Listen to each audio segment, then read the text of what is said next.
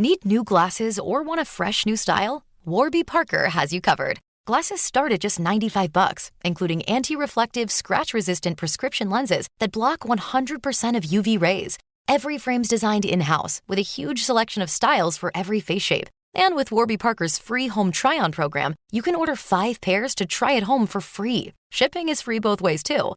Go to warbyparker.com/covered to try 5 pairs of frames at home for free. warbyparker.com/covered. Hey, I'm Ryan Reynolds. Recently, I asked Mint Mobile's legal team if big wireless companies are allowed to raise prices due to inflation. They said yes. And then when I asked if raising prices technically violates those onerous 2-year contracts, they said, "What the f*** are you talking about, you insane Hollywood ass?"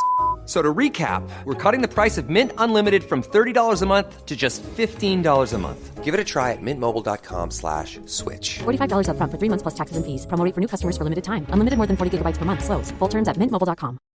This is an ad by BetterHelp. How often do you compare yourself to others?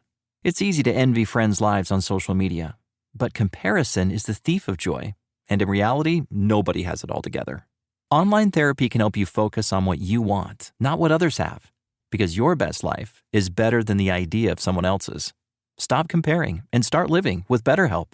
Visit BetterHelp.com to learn more and save 10% off your first month. That's BetterHelp.com. Are you going to fess up to your role in all of this, Sam? I do. You I fess talk up to, about... was it not like Roman numerals or something like that? Yeah, but it's a good example. Like, one guy wants Roman numerals in the curriculum, so every child in the country has to learn Roman numerals. That doesn't happen in most countries. That is very unusual. This is not normal.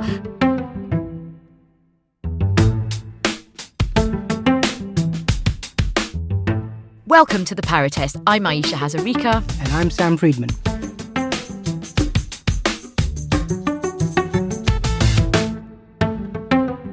Welcome to the latest episode of the Power Test. In fact, our final episode in this series. And what a series it has been. We have spanned snap elections and big Labour majorities. I think we can safely say that the Labour Party has passed the ultimate power test in getting into power with a big stonking majority. But it's not just an exciting week for Keir Starmer. It's also a very exciting week for our very own Sam Freedman. Sam, tell us what's happening in your world. My book is coming out. Not coincidentally with the timing of the election. It was supposed to be coming out in a couple of months, but once Rishi decided he fancied a break earlier than the autumn, we brought it forward to this week because really it's about what a new government should be thinking about. So it made sense to try and time it with this sort of big moment as all the new cabinet and ministers are getting into place and thinking about what they're going to be doing. Hopefully listeners will find it interesting. So just tell us a bit about the book. Why did you want to write it? What's the sort of premise? So it's called Failed State, Why Nothing Works and How to Fix It. Yeah, there's a lot of books out there, a lot of commentary out there, which basically seem to sort of work from the assumption that everything that's gone wrong has gone wrong in the last 8 years because of Brexit and because of Boris Johnson and Liz Truss. And I wanted to make the argument that they were symptoms of a wider set of problems with the British state rather than the problem in themselves. And the fact that they've gone, while great, is not in itself going to solve all of our problems. And we need to think longer term about big trends that have happened over the last 40, 50 years in British politics and the way the British state works, if we're going to understand what really needs to change to get things working again. There's 3 big themes. The first is about centralisation and the fact Britain is now the most centralised country in the developed world. And I think Labour have sort of acknowledged that already in the way that they sort of the mayors were some of the first people to turn up to Downing Street. This was talk about devolution very quickly from Angela Rayner. I think that's sort of understood, but I suspect I would want to go a lot further than Labour currently think they want to go. So maybe we can come on to that. Second section is about Parliament and the fact that Parliament is not working as well as it used to work in terms of scrutinising government, partly because there's just so much more that government does. And then the final section is about the media and the way the changes in the media have led to comms dominating policy, which is a theme I've talked about in this programme before. I would probably argue that that's not a new phenomenon. I think that has been going on for a very, very, very long time. All of these phenomena, everything I'm talking about is not a new phenomenon. They're all things that I think have happened over a long time. Are you going to fess up to your role in all of this, Sam? I do. I talk about the fact I was in a very centralising Department of Education working with Michael Gove, and why I think it was a mistake. Why I think, like, in the narrow policy aim that we had was the right one, but we didn't think about this wider problem of centralisation. So I absolutely do fess up to my own sins in the book. Well, Sam, your book is absolutely fascinating. And of course, all listeners of the Power Test must rush out and buy it immediately. I think it's going to be an absolute gift to the political nerds in our lives. But look, let's introduce our guests for our final chat of this series. Really pleased to welcome Charlotte Aldritt, who is a really key part of the Power Test founding team. She's also the former chief executive of the Centre for Progressive Policy. And also welcome to Ryan Wain, who's the executive director at the brilliant Tony Blair Institute and a former political advisor to Labour under Ed Miliband. Ryan, welcome. Ryan, can I start with you? You've had your conference recently for the Tony Blair Institute. This was one of the first big moments for Labour after the election, for the centre-left after the election. And one of the big themes of that event was economic growth, which is a big theme for this government.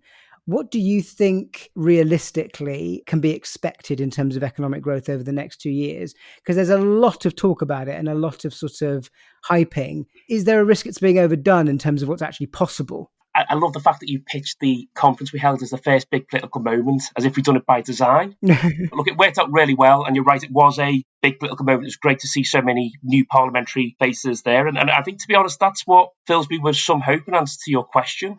Do not underestimate what a strong, united government can do in terms of growth and the impact that can have.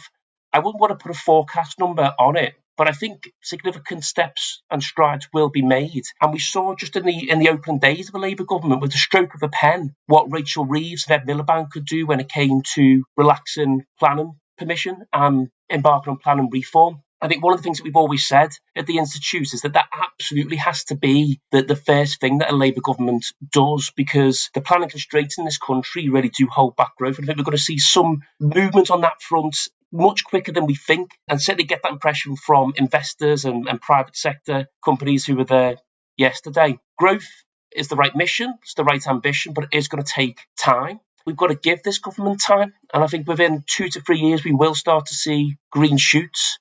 One of the things as well that was really key at our conference was, yes, recognising the sort of conventional policy levers that government should and could and seemingly is pulling, but also to talk about technology and in particular AI. And that's when you start to see some big numbers in terms of growth and that boost to productivity that we need in order to catalyse it. But I think this government can be forgiven for doing a bit of firefighting in the short term. I mean, on AI, none of us know yet exactly what the potential is going to be. It's still a very developing technology, potentially very exciting, potentially very risky as well. Yeah. But when I look at the last 30 years, we've seen the arrival of the internet, which has had a phenomenal impact on all of our working lives, and changed huge amounts about the way society operates.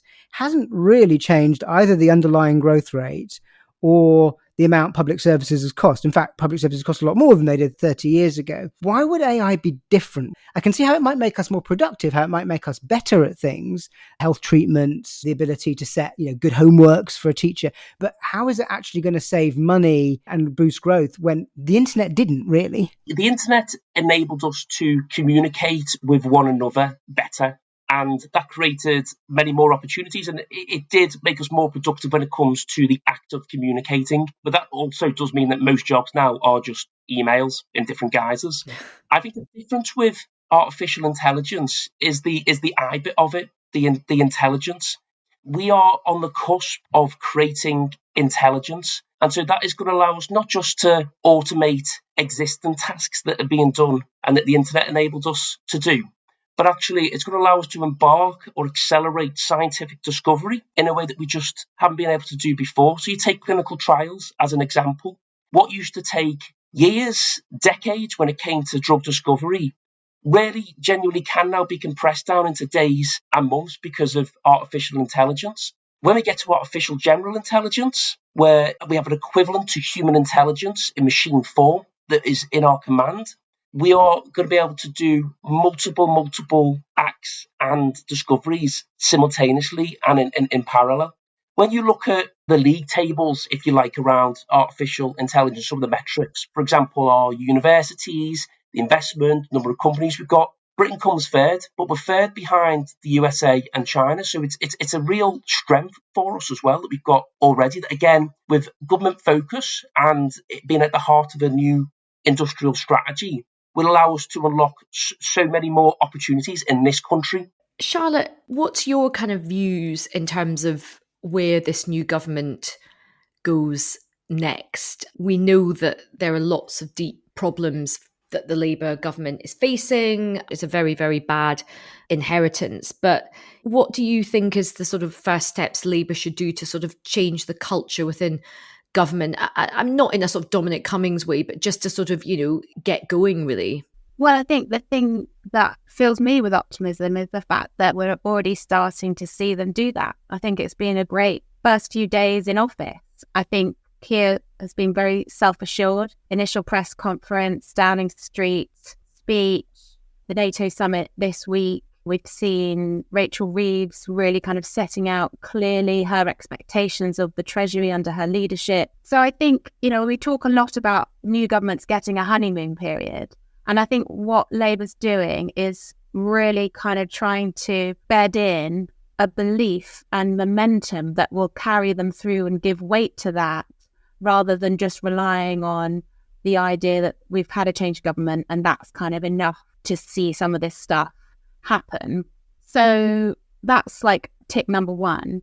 Tick number two is that, as Sam set out in relation to his new book, the state is crying out to be reinvigorated, if not reimagined. And I do think that fresh leadership that Keir is now bringing with his team to Whitehall and beyond.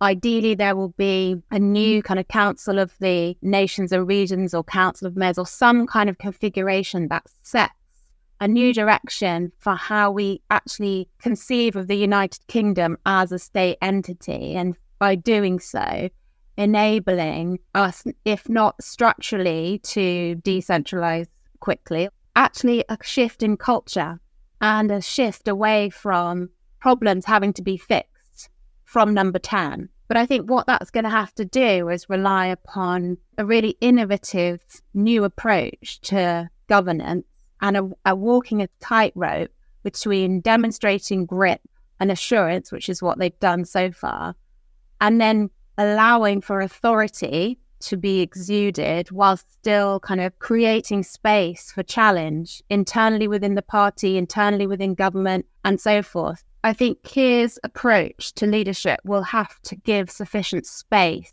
because you can be very tightly disciplined during a campaign and ideally during opposition, but real policy development and delivery needs a rich debate. I'm worried there's a real tension there between that delegation that's required to actually do anything in the real world and that sort of fear of giving up central grip. The sort of mission boards that have been set up by Labour seem to be like an interesting example. Like, the principle makes sense of these big 5 missions and having sort of all the different departments involved with them engaged in the discussion rather than just sort of the single department model. But Keir Starmer's going to be chairing all of them. And that kind of says to me he doesn't trust yet his bigger team to do that. In reality, he's not going to be able to effectively chair 5 boards whilst doing all the billion other things a prime minister needs to do.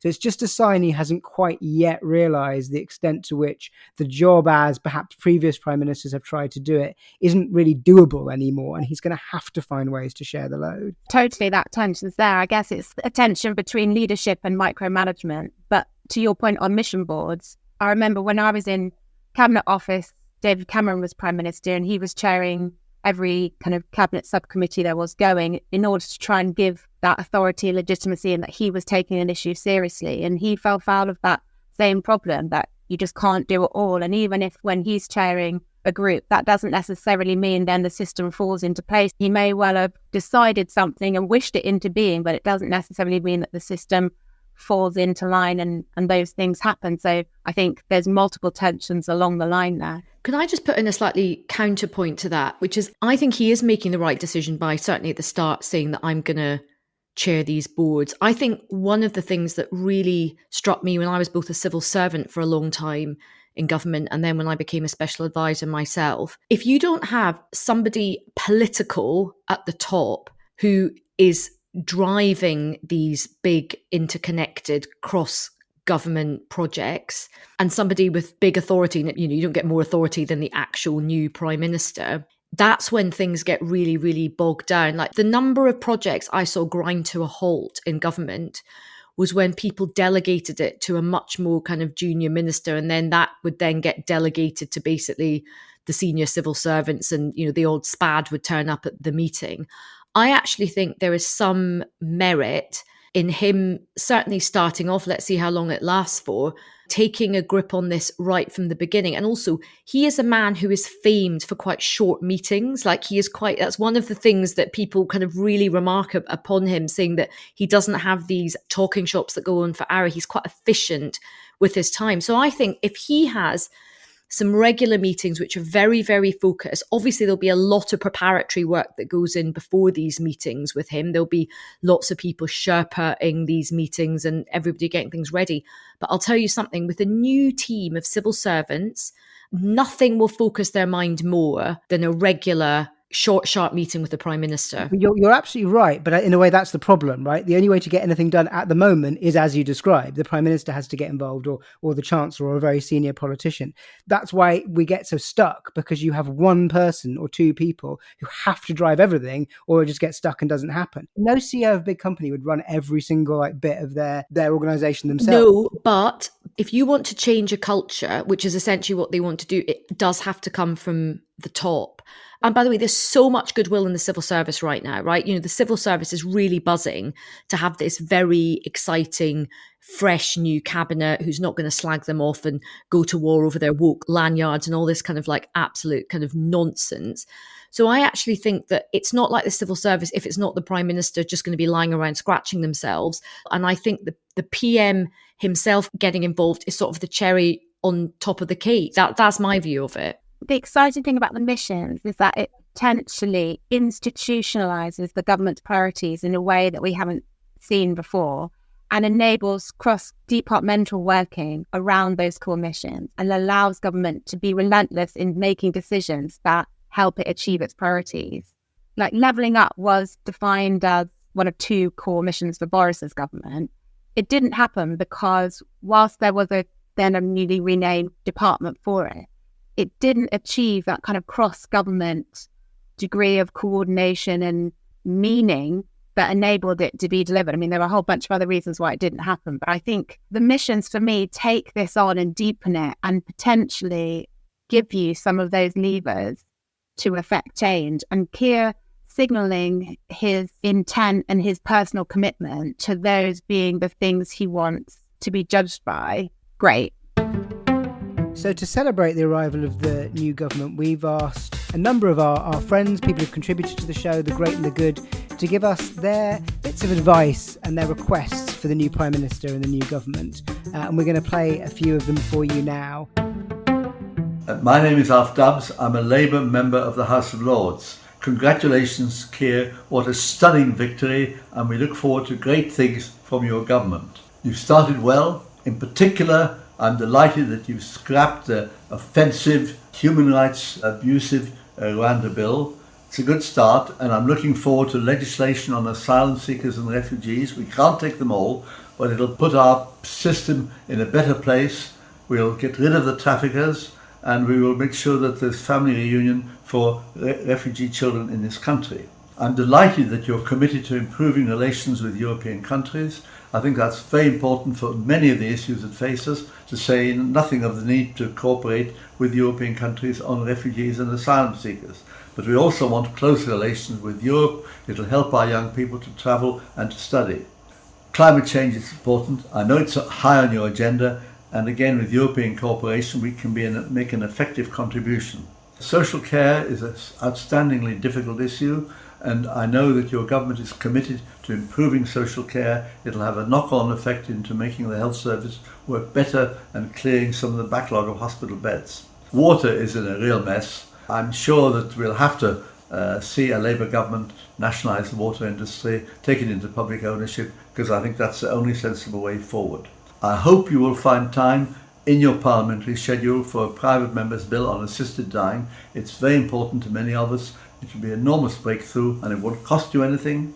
And finally, as regards Lord's reform, of course it's urgent.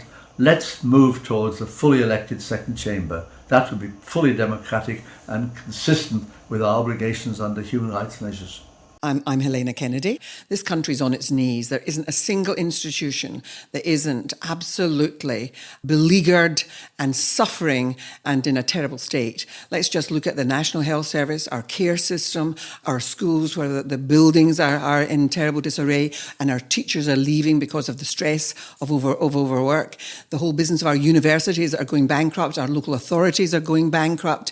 And the legal system is absolutely in disarray and our prisons are overcrowded and so on. The country is in a terrible state.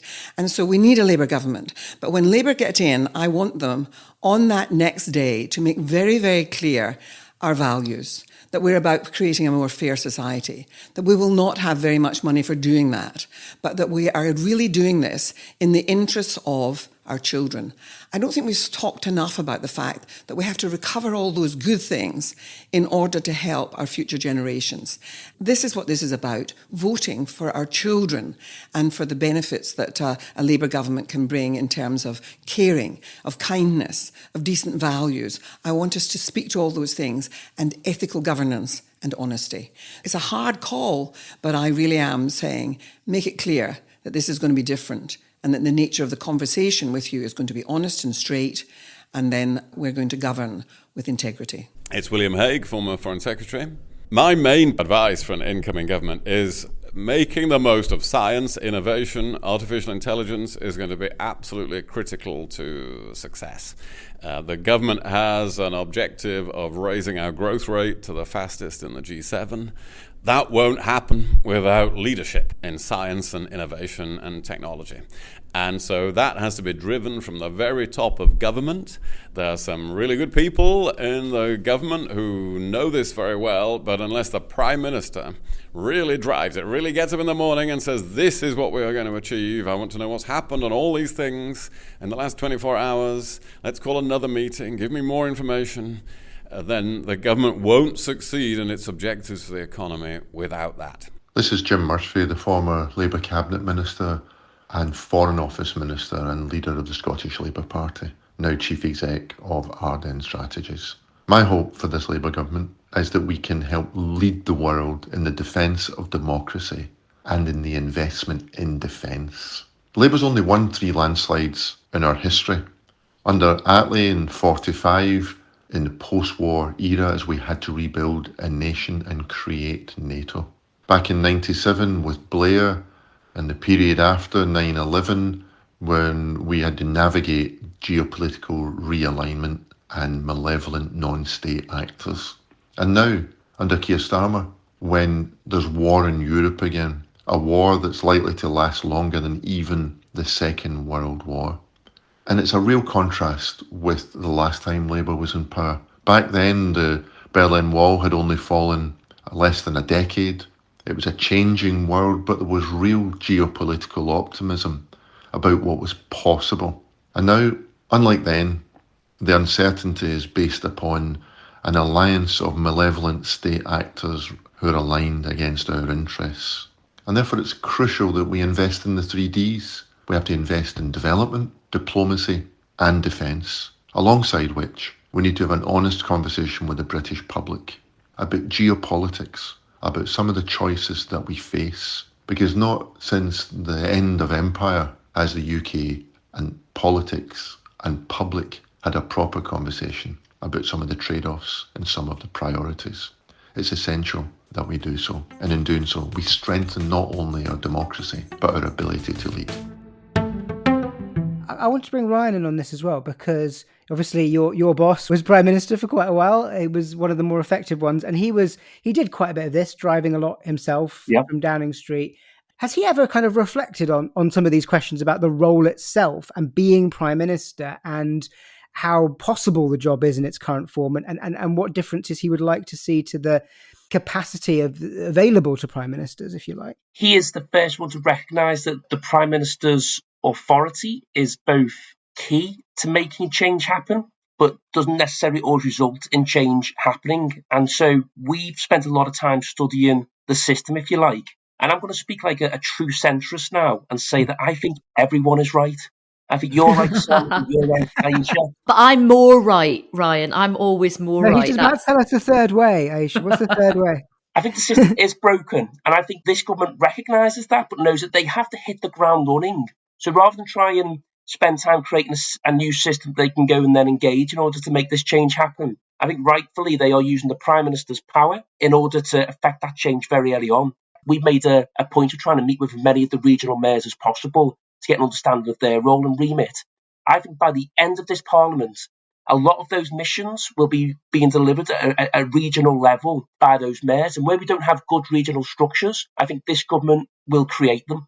But if they were to just focus on that and they were to just push things down through the mayors now, it's a mixed bag. I mean, some of these guys have only literally just been elected, right, a couple of months ago. And the biggest risk to the change that this Labour government is proposing across all 5 of those missions is that we don't hit the ground running, because very quickly you will lose control of the agenda, the narrative, and the support of the public. And that would just be deadly for what Keir Starmer wants to achieve for the country. I do agree with that. I suppose my nervousness is that governments always come in saying they're going to do the devolution bit later. I remember 2010, we had sort of Eric Pickles and David Cameron talking about devolution, and then it never really happened. But I do believe actually that this government is much more serious about it. And the mayors are better as well. And they've got the mayors, which we haven't had before. And you've got people like Georgia Gould, who's already been put into a ministerial role, who ran a council, has been sort of very big on sort of this devolution. So you get the sense there are more people around who are serious about this agenda. I sometimes think when we analyse, what is it that makes a good government? What is it that makes progress and delivery? I mean, sometimes I think we can theorise too much. At the end of the day, quite a lot of it does come down to, I think, some quite simple truths, which is having a clear vision about what you want to deliver and whether that is sane or achievable. It also comes down to having really good people in leadership positions who are prepared to put their shoulder to the wheel and actually get involved and work with the civil servants and work with a bigger team. Because I think, having been a civil servant myself, the politicians that were really successful in driving through, big projects or big policy changes didn't just delegate it all to their team. The reason why the team is really motivated is that they did feel this proximity to the minister, or they did feel this proximity to the driving force. It wasn't like they were just told to get on with it and then report back in like a month's time. And that just comes down to good people management, right? Also, not being horrible to your staff and, bringing people along. I think that's massively where the last Tory government fell down. I think a big misunderstanding about the civil service is this idea that they're the blob and they're trying to stop ministers. Far from it. So I think having the right vision is important. But then I think a lot of it comes down to really good people management skills and being prepared to put a shift in. I mean, I worked with good ministers and, quite frankly, quite a lot of lazy ministers as well. Yeah, there's no question that this is going to be a set of ministers that works better with the civil service than the last set of ministers. You're right, the civil service are happy to have a government, not because they're politically biased, but just because they've been very frustrated with the lack of action, lack of clear direction. You're right, they will do what they're asked to do, but they'd like to have a clear direction.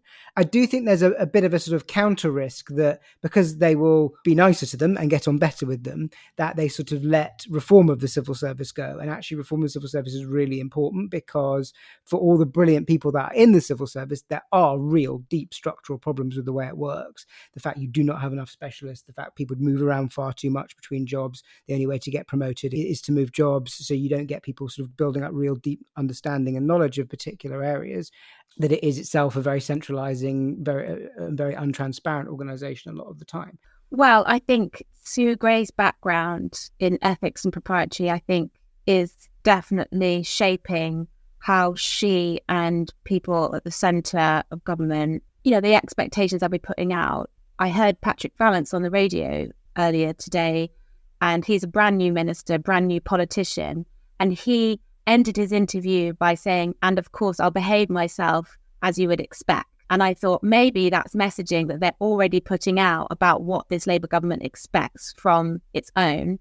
And I think that that will apply as much to the civil service as well under Sue's now number 10 top tier leadership. Do I get a sense that civil service reform more widely is top of the list, or that they've thought any more about how departments are going to work with mission boards and be all joined up? I'm not sure. I think the focus has been much more on mission and what this will mean for the centre.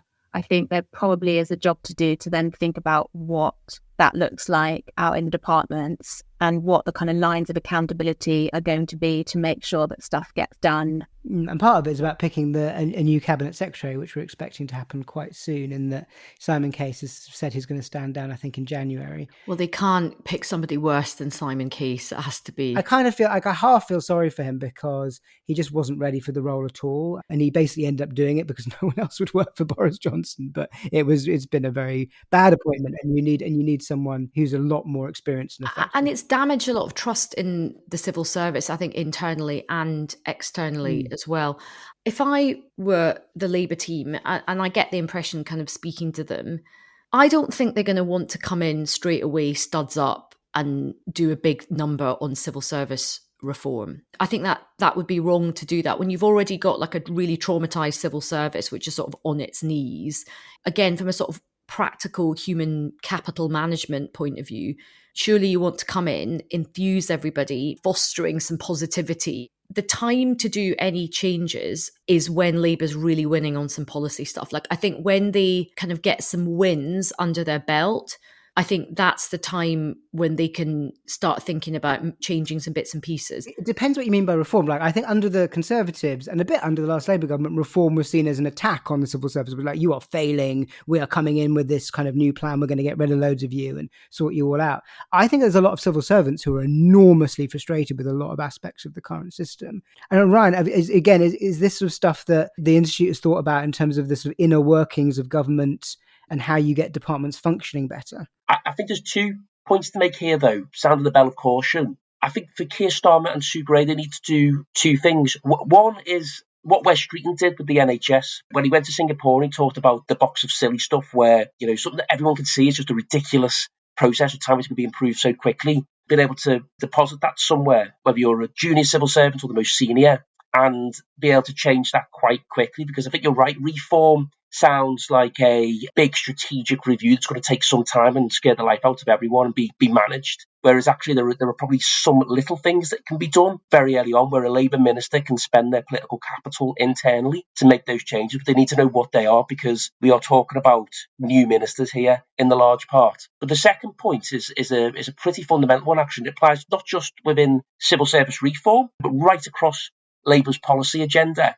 I think Keir Starmer and Sue Gray need to be really conscious about carving out time for that long-term strategic thinking, because already you can see the right focus is on delivery, but that will take up all of their time and more, and they need to create the structures and spaces within government in order to just be able to think, reflect, engage, have those conversations about those big strategic challenges, and be able to make sure that if in 2 years Labour is delivering on policies to say, it's clearly the opportunity to make the civil service better, that thinking has happened already. And the same one's right across education, health, industrial strategy, all of those other policy areas. They need to create that space and be very purposeful and intentional about it.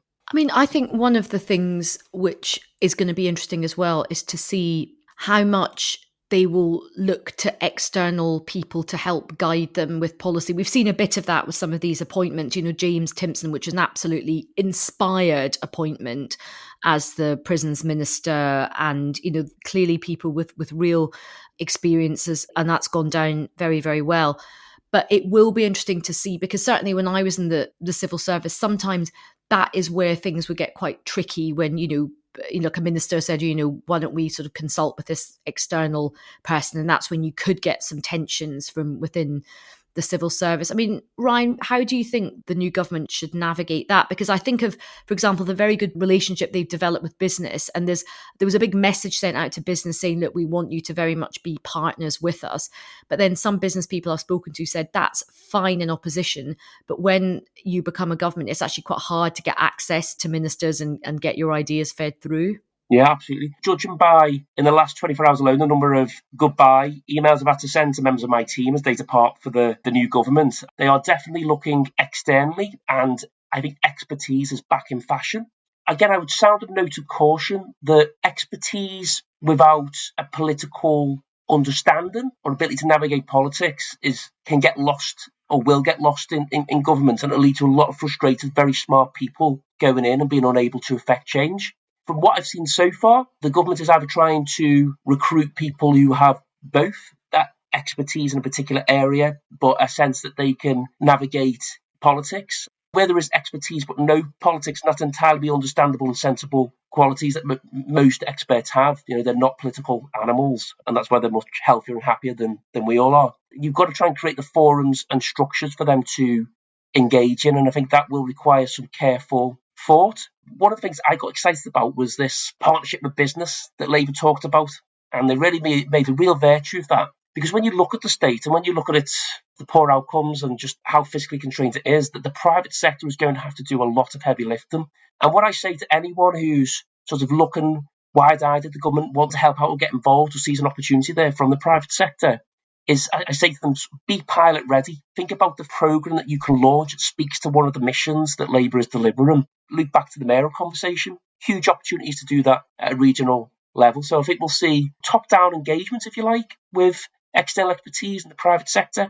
But I would encourage for those outside the government to sort of proactively engage with it. And I think there is a sort of sweet spot and a meeting place there. So before we let you both go, we're recording this just after the government has started. It's still very, very early days and hard to know what they're going to focus on, what they're going to do.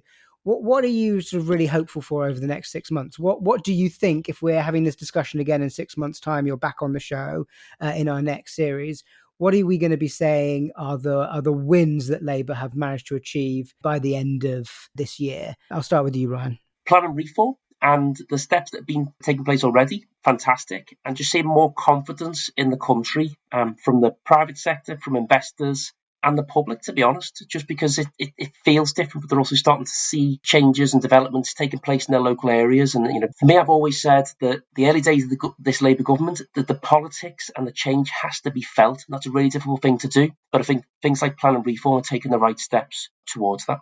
Charlotte? I think if we're getting back together in 6 months' time, we're likely to have gone through probably what will be a 1-year spending review, with the expectation that there'll be a 3-year spending review coming down the line.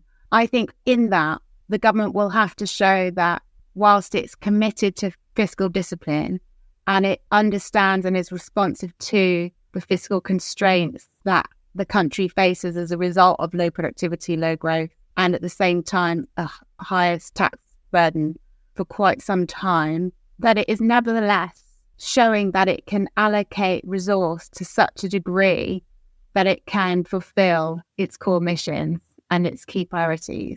It is going to be a tough ask, and Rachel Reeves has left some flexibility in the fiscal rules to make long-term investment that is pro-growth. But I think the numbers, to be pessimistic, are what Labour could trip up against. But I think there is still opportunity to show, if it can navigate that politically and economically, that it can still do stuff and do stuff at will. I would agree that spending is going to be absolutely critical, and given that they have fairly limited room over that, where they choose to prioritise in the autumn is going to be such a clue as sort of the focus of the next few years, and that will be an incredibly important thing to watch out for.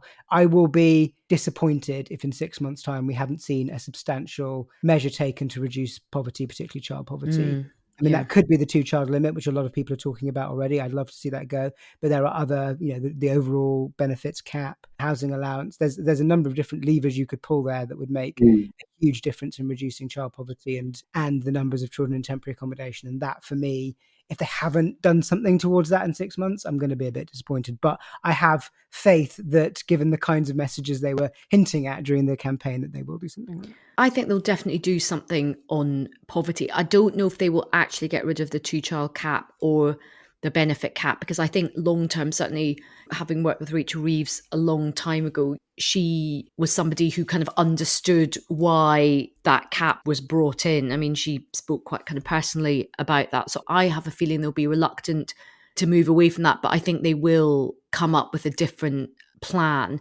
But I think the thing which will be really interesting to see, picking up on what Ryan said, is that certainly so many businesses I've spoken to have said that because of the very volatile political climate that, you know, has existed in this country for such a long time, a lot of investment has been held back, particularly foreign investment. So I think what will be really interesting to see is if investment is unlocked, because there is this stability now, and because, you know, the business community really likes Rachel Reeves. They have a lot of faith in her.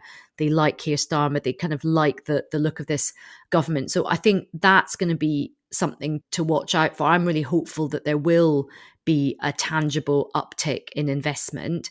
The other thing which I hope to see is I do hope that the New Deal for workers gets through quickly, because I think that's something which is quite important to people. I think that did really well for Labour in Scotland, for example. I think that was a really positive message on the doorstep. I think there is a genuine issue about linking good rights with work, with the productivity agenda and the growth agenda as well. So that's something that I do hope they can get a move on with quite quickly.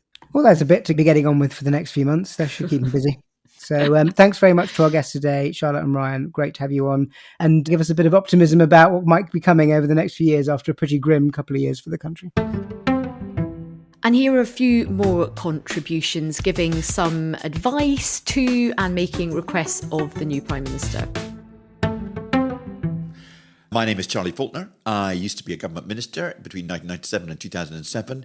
I would have two humble pieces of advice. First, make it absolutely clear to the country what the Conservatives did to this country, because as the Conservatives did in 2010, making us falsely responsible for the economic crisis, we have got to make the country realise what the Conservatives did to public services, to the role of government. Whether it was convenient or not, they deliberately shrunk the state, and we've suffered for that for the last 14 years. Spend time making it clear. And then secondly and separately, under-promise and over-deliver. The country is fully aware that we can't have the best this or the best that, but making progress in an honest way will be something that really appeals to the country. My name is Rachel Caldercat. I'm a technologist and I run an organisation called Careful Trouble. We believe innovation can and should work for everyone. It is great to see technology adoption as a Labour priority. This was not prioritised by the Conservatives, meaning 7% of UK households still don't have internet access at home. 80% of people think public services are getting worse, and 1 in 4 UK businesses have not adopted basic ICT. However, we also know that public trust in AI is low, and that no matter what the corporate lobbyists tell you, AI cannot save public services, particularly if the technology basics are not in place. In fact, bad digital transformation is expensive, and it makes things worse for the most vulnerable people in society. The only thing that can save public services is people, and, as with all great change, the best place for people-powered technology to start is locally. So, my ask is, before inking the deals with big tech, let's think differently about how to revolutionise public services in the digital age. Let's start with skills, not with algorithms, roll out digital apprenticeship schemes, and invest in community innovation hubs to find new ways of delivering local services and getting more people skilled up. The next is, don't get distracted by digital ID cards. Focus instead on better data standards and reliable data services. These will reap better rewards for everyone and send less money to a small number of big US technology companies.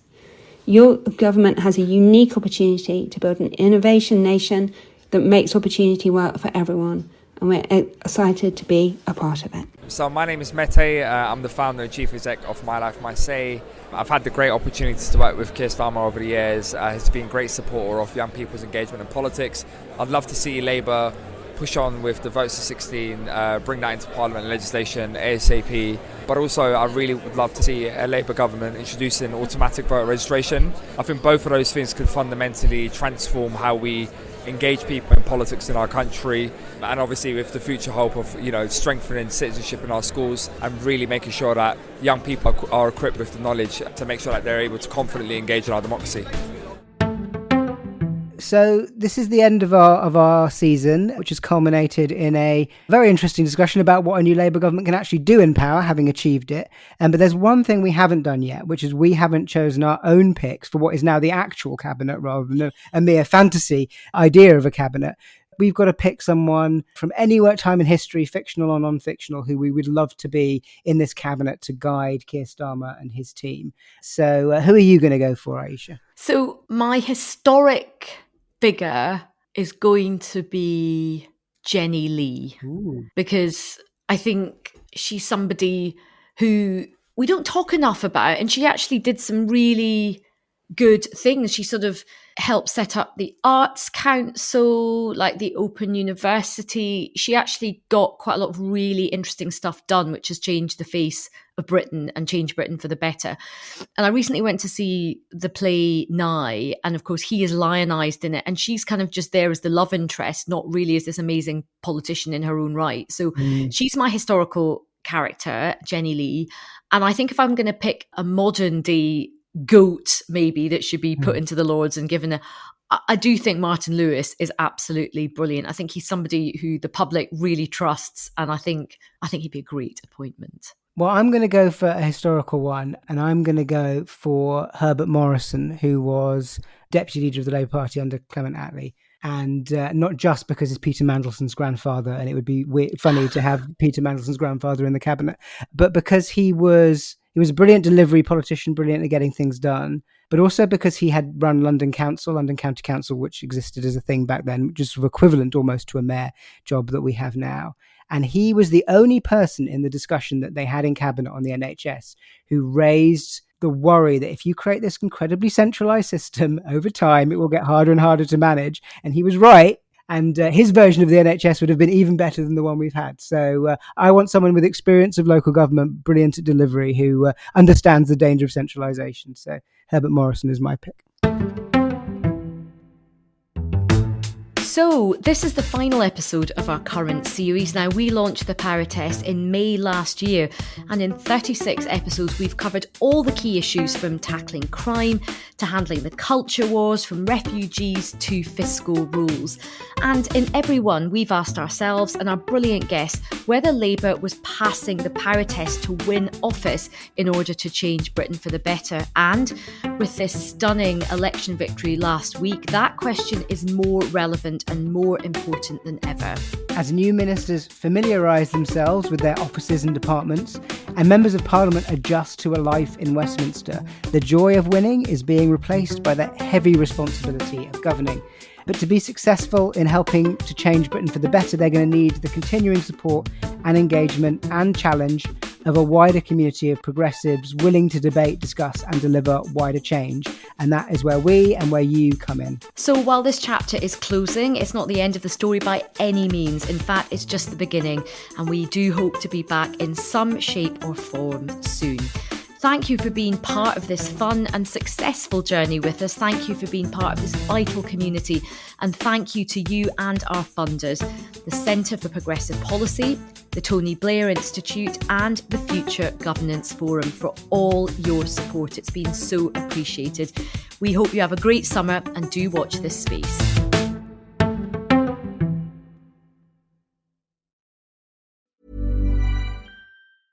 Hi, this is Paige from Giggly Squad, and I want to talk to you about Splash Refresher and my water intake. Okay, so you guys obviously know that I'm a hydrated girly, but sometimes when you drink that much water, it starts to just taste bland, and you're just like, I need something to spice it up. That's why I love Splash Refresher.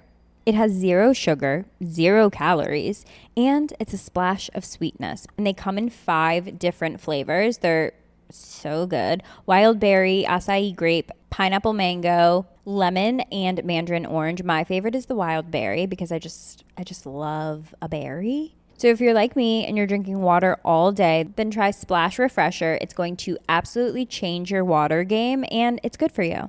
Need new glasses or want a fresh new style? Warby Parker has you covered. Glasses start at just $95, including anti-reflective, scratch-resistant prescription lenses that block 100% of UV rays.